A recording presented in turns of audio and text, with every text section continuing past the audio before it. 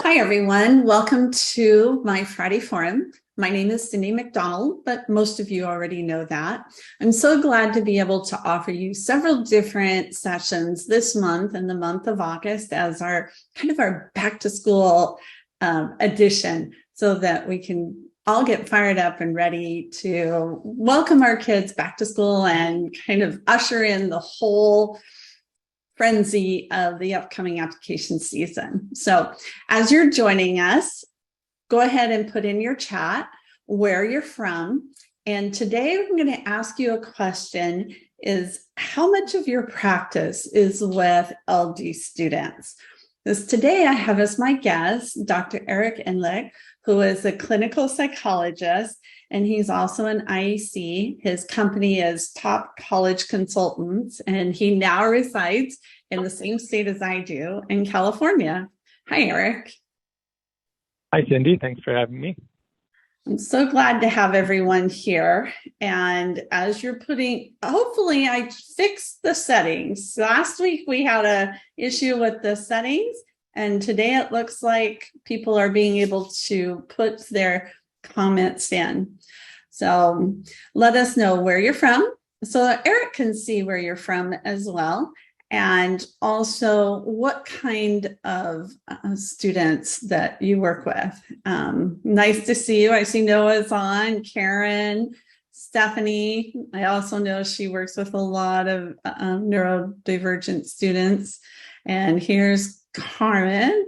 We're going to move Carmen up here. And so. Good to see a lot of familiar names. Yes. Oh, yes. I see the faces. So as everybody is joining us and sharing today, tell us a little bit about why mental health. This is our topic for today. Why are you passionate about helping students with their mental health challenges and learning differences? Why is that something you're I'm a clinical psychologist by profession, so I've been working in the mental health field for decades. And as an IEC, I'm really committed to equity and inclusion and helping lift up students who would otherwise be at a disadvantage for one reason or another. Applying to college and succeeding in college is so much of a challenge to begin with. And if you have learning differences and/or mental health challenges, it's that much more challenging. And they're really interesting kids to work with. I really enjoy it. Also, I like a challenge, and it's harder than working with neurotypical kids or kids who don't have mental health challenges. Yeah, that is true. That is very true. So why is it so critical right now in these days? We're just coming out of COVID, they're still dealing with COVID a little bit. Why is it? And why are students with learning difference especially affected by this? Well, it's been, mental health of young people has been a real concern for a long time, and rates of anxiety and depression and other difficulties have just continued to go up. And there's lots of theories about that. People blame social media. Some theories say that it really only impacts some people. Not everyone's mental health is affected equally, but certainly COVID has created a huge hit for our students for so many reasons. One is that anxiety is really increased by uncertainty. People who are prone to anxiety like to eliminate uncertainty and find the lack of predictability to be anxiety provoking. That's true, generally for all of us, but even more so if you're prone to anxiety. And COVID was just rife with uncertainty. It was something that none of us, not just our students, but us as adult professionals, hadn't really encountered before, anything quite like this. And there were so many uncertainties, whether it was involving the disease itself, how is it spreading, how easily is it going to spread, how effective are the vaccines, what do I need to do to protect myself, to all of the education-related impacts of it. Is my school going to be virtual? Is it going to be in person next year? Will I be able to get accommodations if I'm virtual? How will I see my friends? There are so many different ways in which it impacted our students' lives. and both academically and socially, and really can't ignore the social piece, because having those social connections is especially important for peers. If you're living in a household where you're living with your partner, or you are staying connected to your coworkers in some fashion, you may have maintained some of your social network, but for our students, often they were very isolated, and that's really kind of can impact depression. So for all those reasons, we need to be really concerned about our students' mental health and figuring out how to get them the support at a time when demand is really outstripping supply. If your students have tried to get therapists, if you've tried to look for a therapist for yourself or loved ones, you see that it's really hard these days. And for students with learning differences, they tend to be more prone to emotional challenges to begin with, just high, what some people call comorbidity, or having multiple diagnoses. And being different in any way, being a member of a minority group, puts you at risk of being excluded, discriminated against. So it's not just that the condition itself might cause depression or anxiety or addictive behaviors or other impacts, but that being part of a minority group has additional impacts on your mental health, not getting your needs met, not being accommodated sufficiently. So, Eric, do you see, for all those things that you just cited, are there things that COVID really either accentuated or accelerated or created much more of an impact? Students were living at home, learning at home. Did that create some new or unique type of challenges for students, or just added to things that they already had? Both, but I also want to say that the impact varied tremendously across students, and I'm sure whether you work with LD students primarily or not, you saw this, that I've spoken to students who actually felt that they did much better with virtual learning, students who had social anxiety in the classroom, who were much less anxious sitting in their bedroom, and not having as much sleep deprivation, not having to get up as early to get to school. So sometimes mental health improves, certainly from a sleep deprivation standpoint. That's a plus for a lot of students. Mm-hmm. But in terms of the negative impacts, young people derive so much of their self-esteem and their identity from their peer group. So if you're not with people in person and you're not getting that feedback, nonverbal social feedback about that validates you, helps you feel understood, helps you feel that you're part of the group, then you're going to have a harder time consolidating your identity and your self-confidence. So did they lose some of that? I mean, most of the students that I work with are, neurotypical.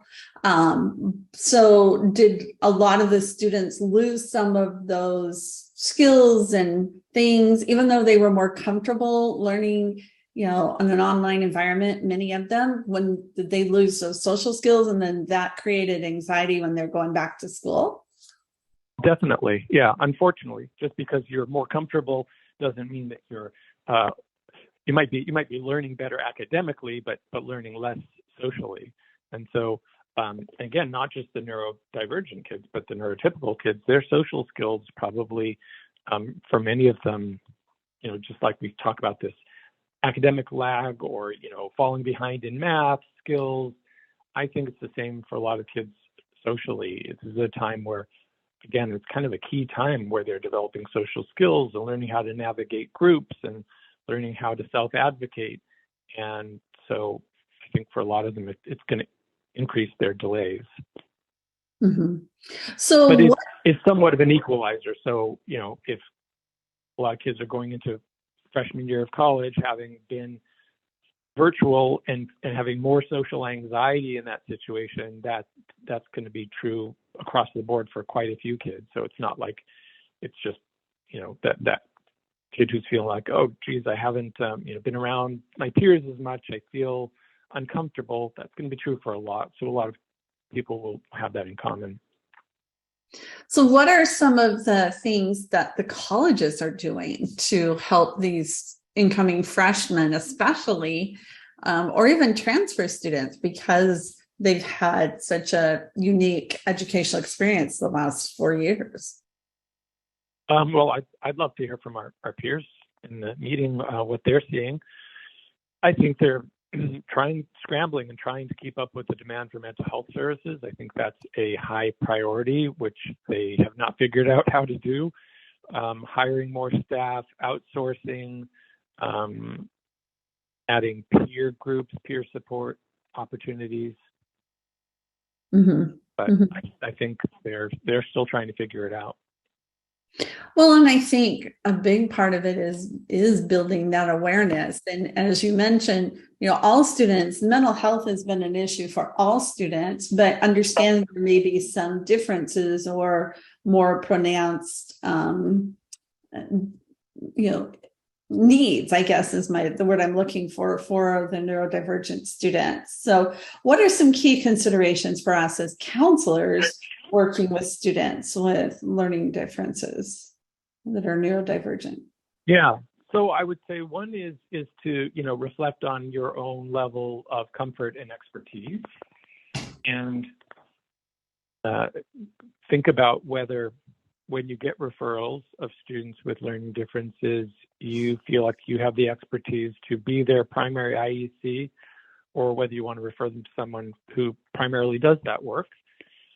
There's a first time for everything. So of course, lots of us want to evolve into different areas and try new things and develop new skills. If you are going to take on students with learning differences and you don't have the sufficient background, then think about partnering with someone who does, or consulting with folks who do. There's so many professional resources out there, whether, if you're associated with the professional associations, IECA, HECA have tons of recorded webinars and content that you can get to. I'm on the LD/ND committee for IECA, and there are lots of resources up on the site that folks can read or watch to build their skills. If you're in a certificate program, some of them have a whole course on the topic. So, continue to educate yourself. I think that's the main thing. Think about your level of expertise. Think about whether you need to refer to or involve other experts, and how you can build up your own expertise. Mm-hmm. I try to provide a lot of resources, but it's primarily for families, but some are for other professionals too, webinars and articles. I just had an article on neurodiversity in college admissions in the IECA Insights newsletter. And when has that come? Has that already come out, or is that coming out in the future? It's come out electronically. The print version should be coming out soon. Okay. All right. So that was the next question I have for you, is what are some of those resources? What are resources that you send students to and parents to? And are there resources that we as counselors should be going to? Well, for families, I think they need to look closely at the resources available at colleges. So in some cases, if the student needs additional support, there are learning support programs, comprehensive learning support programs, and autism support programs at a number of colleges. And I've pulled together a list of them on the Top College Consultants website. There's a few other lists out there. A lot of people know about the K&W Guide, which is a printed book. I have a colleague who just wrote a book, Supportive College Programs. A lot of people probably haven't seen this. Just came out, and it profiles a few different programs. Blythe Grossberg is the author. And okay, let's back up. Hold on. So you're freezing a little bit. So who wrote this book? This book? Uh-huh. Blythe Grossberg. Okay. So, and where Yeah. can people get this? On Amazon, And what's the name of it? called Supportive College Programs. Oh, okay. So Carmen will look it up and she'll put a link in the chat. Yeah. I have read it, but I haven't had a chance to post about it on social media yet. But it's got some good information there. And then the K&W guide is sort of the Bible that a lot of people use. It's also in print. I don't believe there's any electronic version of it. And as I said, I have a list that anybody can access on my website, and I call it a neurodiversity friendly college list. I used to call it an autism friendly college list, but I want it to be more inclusive. So it includes both autism programs and learning support programs or academic support programs that are not specifically for students on the spectrum.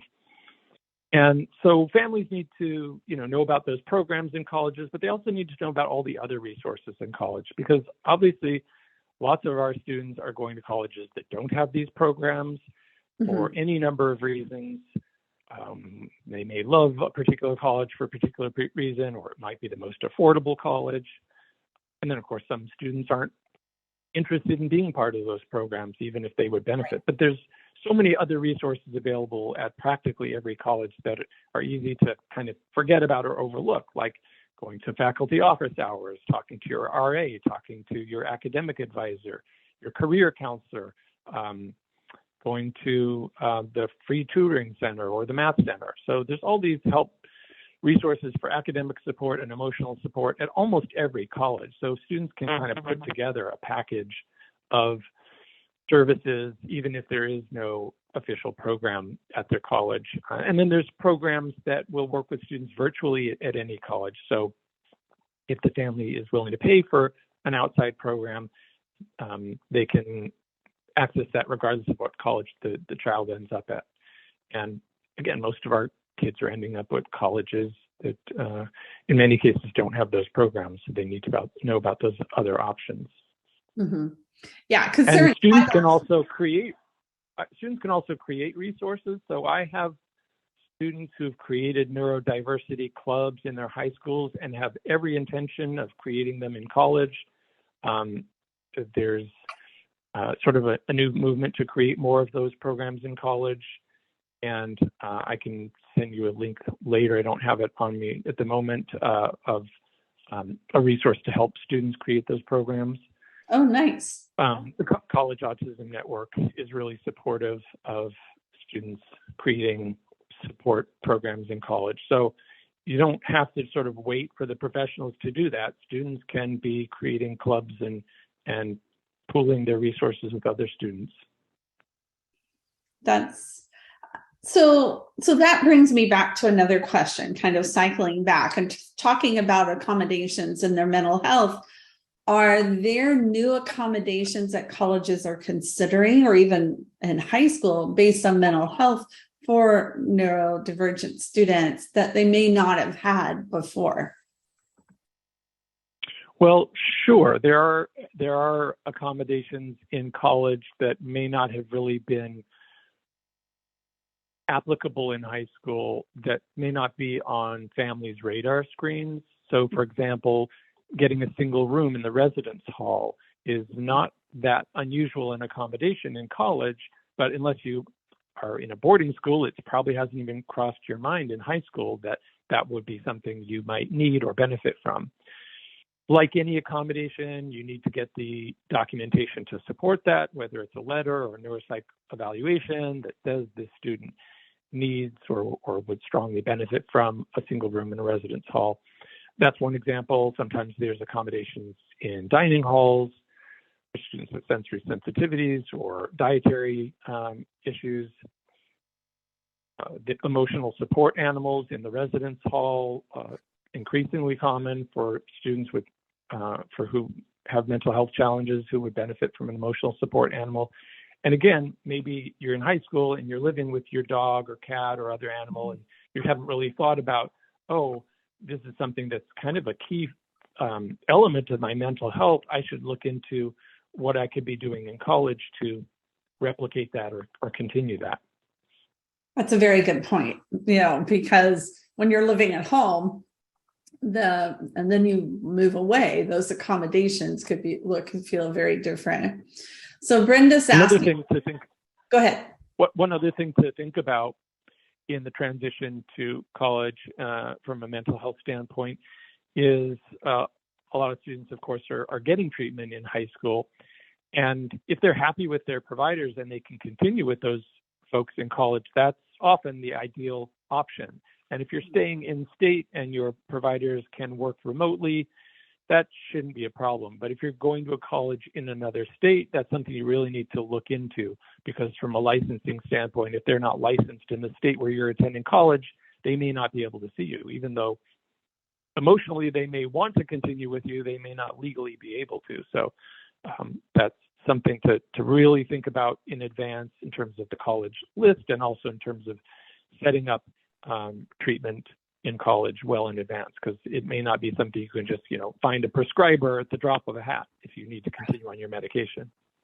And that's another thing that may not cross a parent's or a student's mind, and yet that's such a critical thing, is how do I continue those supports I've already have, whether it's medication, counseling, or coaching, academic coaching, things like that. So and I go ahead, Carmen. 2 questions in the chat. Can you provide a resource for IECs on taking a course to better assist these students? So are there I didn't quite catch it. Courses on what? Are there courses that you can take to help learn how to support LD students? I know Landmark. Yes. Landmark College has a bunch of educational opportunities for professionals, not specifically IECs, but they can be beneficial to IECs. I personally went through the UCI certificate program, and one of the reasons I chose UCI over some of the other programs out there was because they have a specific course in working with LD students. So, but you don't have to be earning the certificate in order to pay for to just take a one-off course. That's University of California, Irvine IEC certificate program. And now, do you know of any other courses besides the one at Landmark? As you said, I know it's for professionals just in the educational counseling field. Does Beacon or some of the other colleges offer a specialized? Not that I'm aware of, no. Okay. And I have talked with colleagues about creating additional material for IECs, but that's just in the idea phase. But right now, I would say, Landmark and courses at the certificate programs like UCI are good opportunities. And I see a question in the chat about licensure crossing over. So the issue is where's the patient located that you're treating? I worked as a therapist for many years until becoming a full-time IEC. And if I had, let's say, a student, a therapy client who was a college student, and I did have therapy clients who were high school and college students, and if they were, I was in Massachusetts at the time, if they were in college in Massachusetts, I could be their therapist. But if they went home to another state on vacation, I'm not supposed to continue treating them while they're on vacation in another state that I'm not licensed in. So the issue is, where is the person physically located, not what is their address on file. But there might be exceptions. COVID has really kind of modified things, and so you kind of have to look at the laws in your particular state and the regulations for your particular profession, whether it's psychology, social work, psychiatry, and so on. Yeah, I know. And my daughter is an LCSW, and she's run into that. And now during COVID, a lot of those restrictions have been, kind of either relaxed or waived. So she has been able to do that, but you don't know when those are all going to be tightened back up again, and those waivers or exactly. Yeah. And I'm not saying I'm not saying that people can't continue. I'm just saying they should look into it in advance, in the same way that they want to look into how to get their medications, because particularly if they're on controlled substances. A lot of folks with ADHD get stimulants, which are controlled substances, and they may be able to get lots of their prescriptions mailed to them. They may be getting them mailed, but they may not have, it may be more difficult, especially across state lines, to get a stimulant. So just something to work out in advance so that the student isn't starting college and finding they can't get their medication. Right, right. I want to mention here a couple of things. First of all, there is a presentation from Landmark University on helping students transition to college. I will put it in the show notes, and if anybody in the audience wants a copy of that, just send me an email. But when I do publish this, I'll put that in there. Kevin Main, many of you know, he's worked with neurodivergent students for many, many years, and he has done this presentation. He did it for us at HECA at the PDI, and and I've used it in my UCLA class. So even though the UCLA, we don't have just a specific class on neurodivergent students at the moment, I don't think, but I do cover that in my special populations class, and so we do talk about it. But we could spend a whole term on it, that's for sure. Yeah, so, and Kevin Main has since left Landmark, but he's a great guy to know. Oh, really? Where is he at now? Yeah, he's at a school. I can't remember the name of the school. Oh, that doesn't. But sure, you can find on LinkedIn. Landmark also was doing a sort of I don't know if fly-in is the right term, but professional development days for IECs and other professionals. It's like a 2 or 3 day event every year. I think they stopped it during COVID. I believe they may have started back up, but get on their email list and find out about those events. Yeah, I went to that. I see Ellen recommends it. Yeah, I went to that a few years back, and it was really good. Great opportunity, of course, to get to know Landmark, but also to get a lot of education. And typically, as you probably know, at fly-ins, if they're even starting back up again at various colleges, they're not usually very educational. They're usually just to get to know the college, which is fine. But the Landmark one was actually educational above and beyond just learning about Landmark. Another college that I will mention and get your take on this, it's not specifically for neurodivergent students, but they've created an atmosphere that works well for them, and that's Lynn University in Florida. So they welcome that, and they do have some training and things, I believe, but because of their mode of instruction, their whole approach to learning, using iPads, and now because of COVID, they've gone to blocks to help students. If you can't come block A, then you can come to block B. And I know that many students who are coming with those neurodivergent, as neurodivergent students, do well there too, even though it's not specifically an LD type of school. So I'm sure there are other programs like that. Yeah, on the topic of Landmark programs. And Beacon, hold on just a second, Carmen. Go ahead. Landmark and Beacon, which you mentioned, both of them are the only two that are specific exclusively for neurodivergent students. But Lynn University, which I love for a number of reasons, does have a solid, well-established learning support program. So it can be a good option for students for whom it's otherwise a good fit, assuming they can find their major there. Lynn doesn't have, Lynn has an unusual selection of majors, but and they also do a great fly-in for IECs. If you've never been there, it's a wonderful experience. Go ahead, Carmen. There's a question on the chat on the topic of programs. Are there any new LD or ND college programs that you are excited about? Are there any new ones that I'm excited about? I'm excited that Emory University in Atlanta is rolling out their autism support program this fall. They've been talking about it for years. I've been just waiting for it, and it's finally being rolled out. And there's no specific cap on the number of students at this point. So it's wide open. And one of the reasons I'm excited about, in addition to the fact that I think there's some good staff there, is that there's not a ton of support programs, autism support programs, at some of the more selective universities. And I find with families, the students I work with have a wide range of academic abilities. Some of them are C students, some of them are A+ students. And for families who are really focused on some of the more selective universities and they want to know, well, where are the good support programs? It's a little bit of a catch-22 where they want the support, but they want the colleges, whether it's prestige or what they perceive to be more rigorous academics.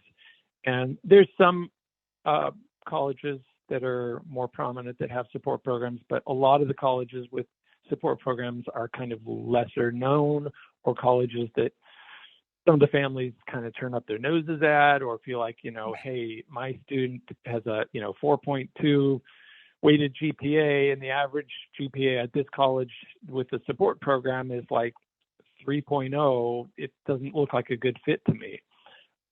So it's great to see some colleges like Emory adding support programs. That was Emory, Mindy, in Atlanta. Thanks. Can't think of any other ones off the top of my head, but there are new ones coming online all the time. And my list on the Top College Consultants website, I update it as, I'm plugged into the College Autism Network and other networks. So as soon as I find out about a new program, I put it on the website the same day. So it's not like a list that's stale. And if you see any inaccuracies or dead links, you're welcome to let me know. I also try to keep abreast of what the programs cost. And Drexel University, for example, has an autism support program they've had for quite some time. It was up to now free, no additional charge for the program, but they've instituted a fee. So sadly, I've had to add that to information to the website. Yeah. And that's another factor to think about, that for some colleges, the additional support is at no extra charge. For many of them, thanks, Rachel. For many of them, there is a significant extra charge that families should be thinking about. If they're, mentally thinking about $40,000, $50,000, $60,000 a year for college, and then they're adding on a support program, that could be a big chunk of money, especially if it's a separate program.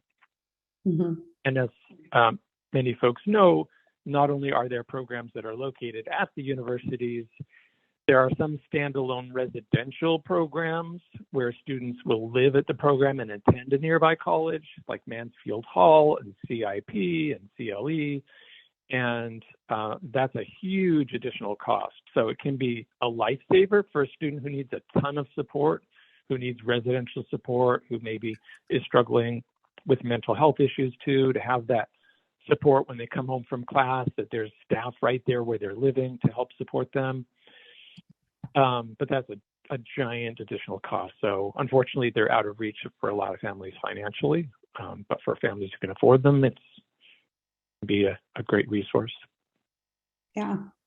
And some of the other ones that are well known is like the SALT program at the University of Arizona.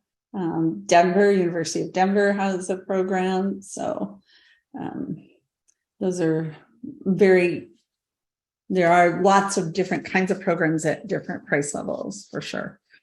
So I put in college internship, the CIP, right? And college experience is CLE, and then Mansfield Hall.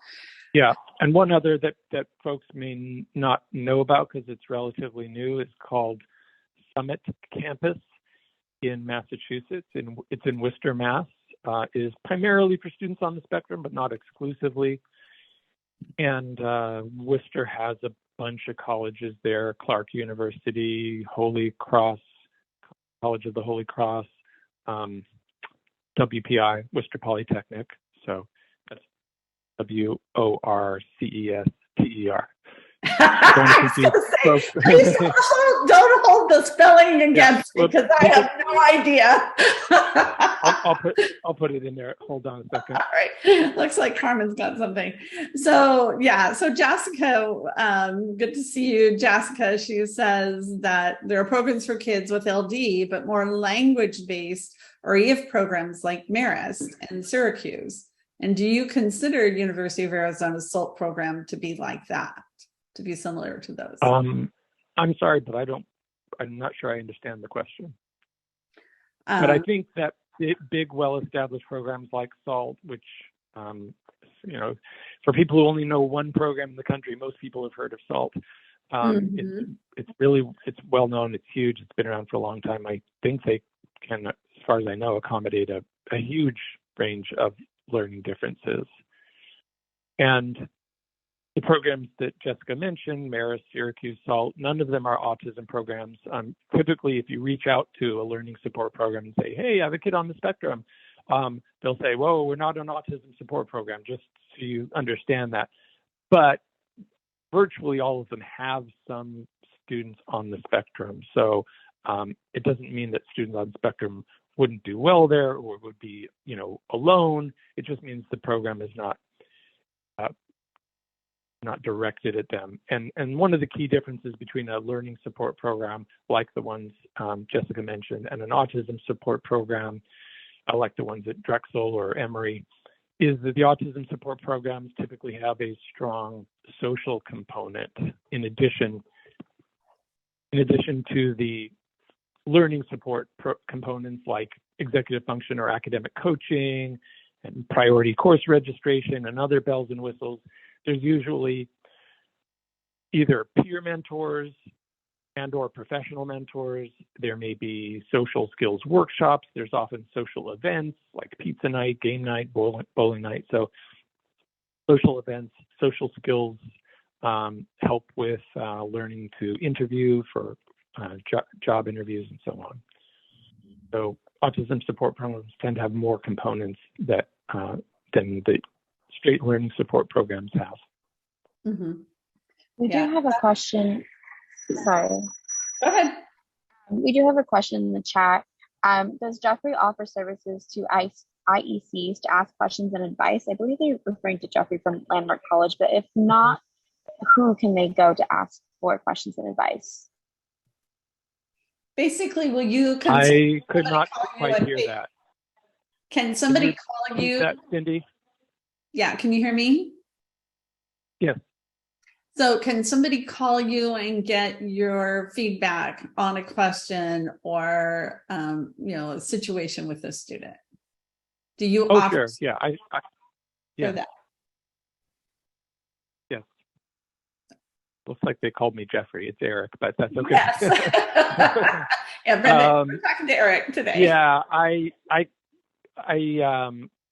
other colleagues talk to me all the time. Yeah, I love helping colleagues develop their business and develop expertise in working with students with learning differences. So I'm happy to talk to folks. Good. Well, let's shift gears a little bit, Eric, and let's talk about this from those, we're all going into this high school application season. I know many people have their students have their applications almost completed by now. No, my students are not among those. But how should students handle topics like neurodiversity in their application? Should they talk about it or not? Should they disclose it or disclose it later? What are your recommendations on that? Like, first of all, let's tackle an essay. So should they talk about it in their essay? Yes. Well, the short answer is it's a, like everything else in our work, in our field, it depends. It depends.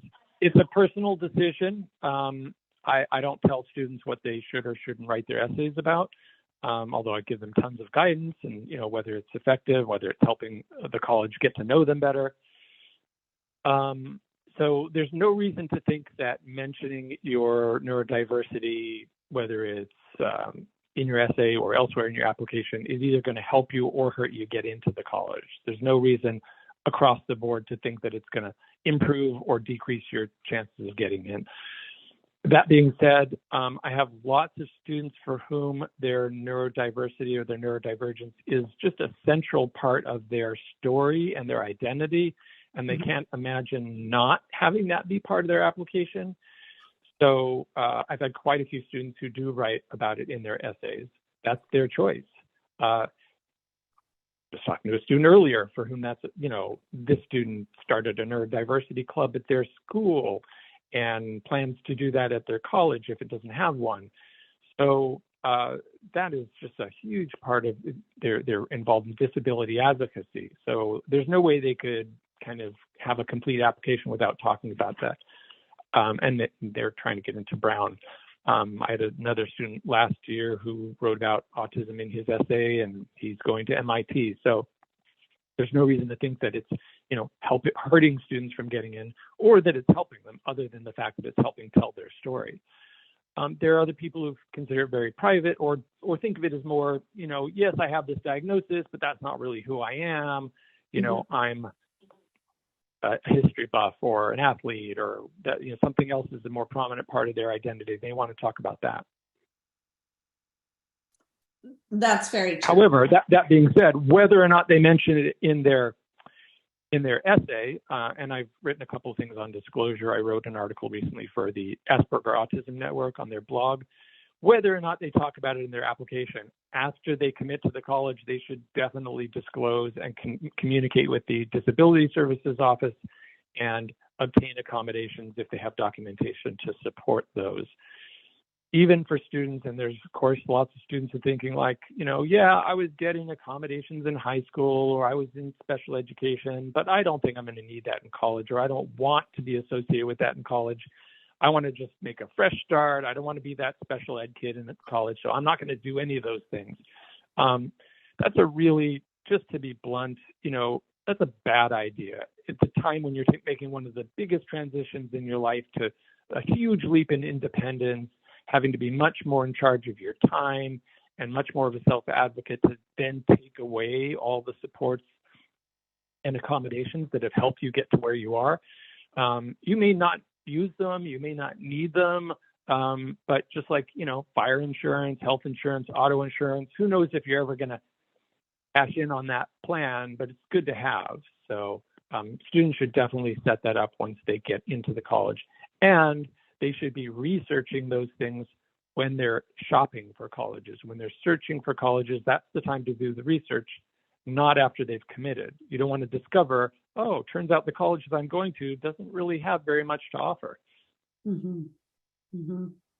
That makes, so we're able to tell the parents, because I think it's both the students' concern and especially the parents' concern. And, and parents of students in this area are such strong advocates. I mean, they've had to be advocates for their children all these years. And so it's really hard for them sometimes to let go of that. And, they've seen this be a disadvantage many times for their children, through their school years. And many people that I know that are on the call today work with students and parents in that capacity. So to hear somebody say it doesn't advantage you or disadvantage you to disclose it is huge, because it's either or. It doesn't sway you one way or the other.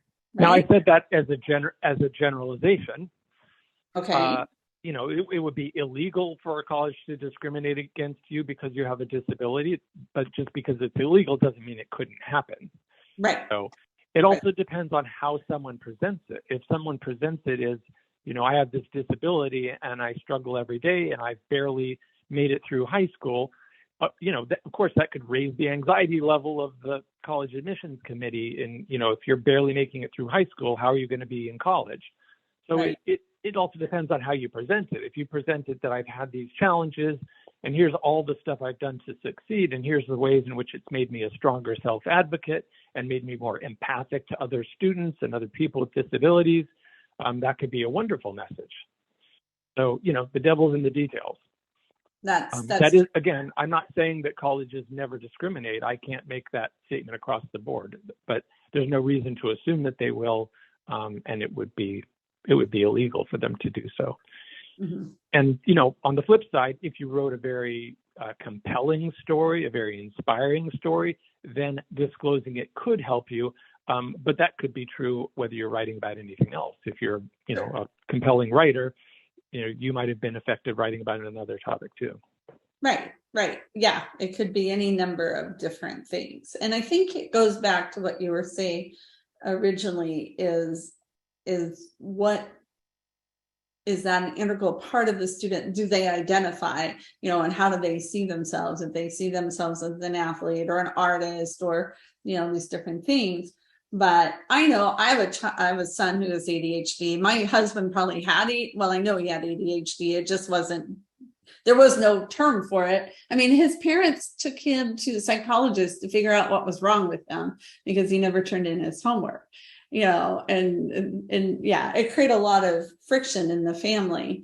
But my son understanding his ADHD helps him to be able to explain how he thinks to other people and, in school, and even to me as his mom. It was very illuminating to have him have those conversations with me. So I think it can become, and often is, a very integral part of who they are. And they can't share on their application. They can't leave that part of themselves out, I guess is what I'm thinking. Yeah. And then some students feel, if I disclose this and the college discriminates against me because of that, maybe that's not the best place for me anyways. Exactly. Of course, parents are sometimes focused on how, we'll do anything to get our kid into this college, but some kids feel like, really understand the concept of fit. Like, I need to be somewhere where I feel included and welcomed. And if I'm going to get the cold shoulder at this point, maybe that's not where I should be going. Right. And I think that's very key. And we all, as counselors, advisors, see that, and trying to communicate and convince parents of that. Sometimes it's our challenge. Sometimes it's a challenge to convince the parents. So I had this conversation recently with a parent.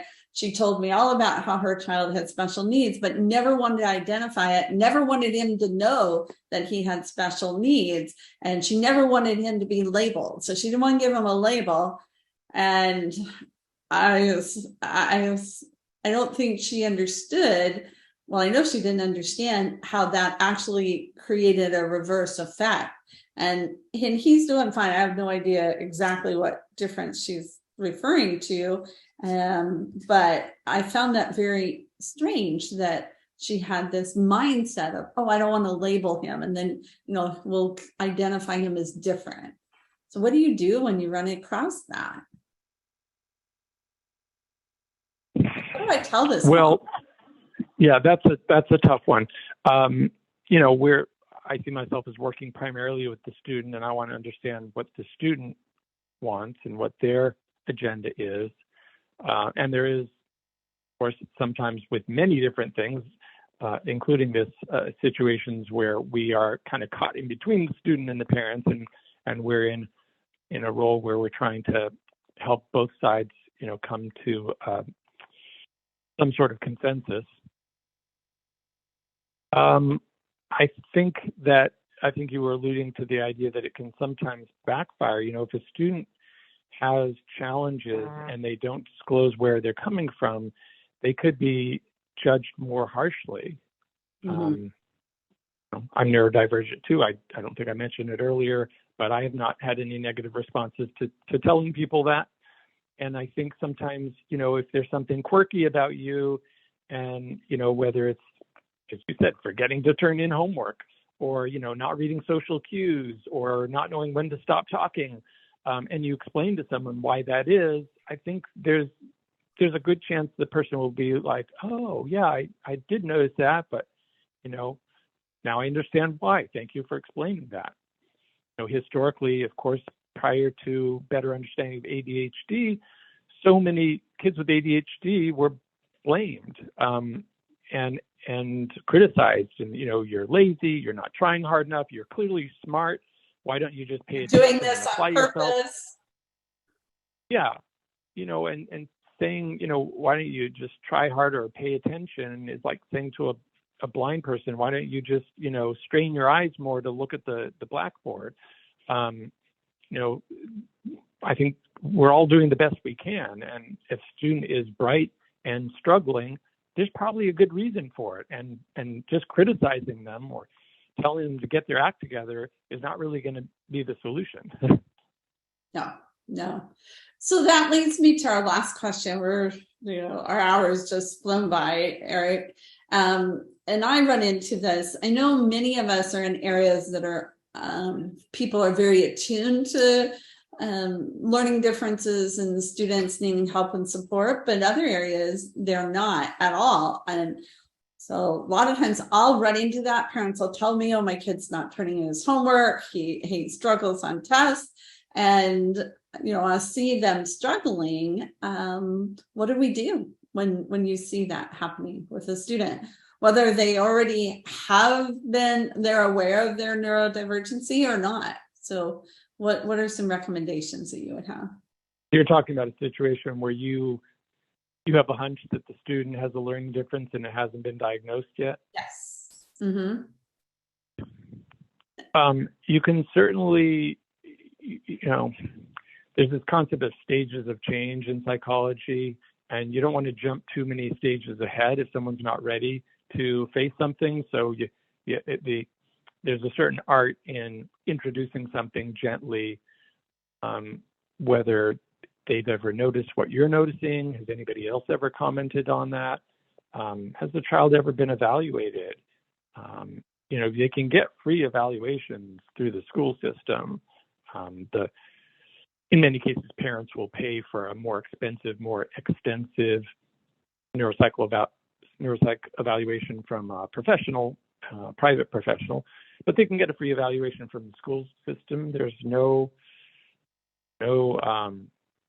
downside, really. It may allow them to access supports or accommodations that they didn't have before. And if you're wrong and nothing's found, then it just helps clarify the picture. But if you're seeing something, it could be a good way to help figure out what's going on. Mm-hmm. I find and you can also talk to this.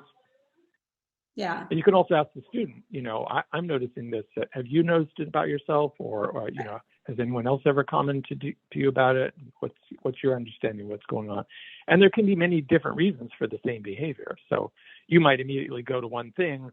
Oh, the students, must have ADHD. Well, maybe they're sleep deprived. Maybe it's not ADHD.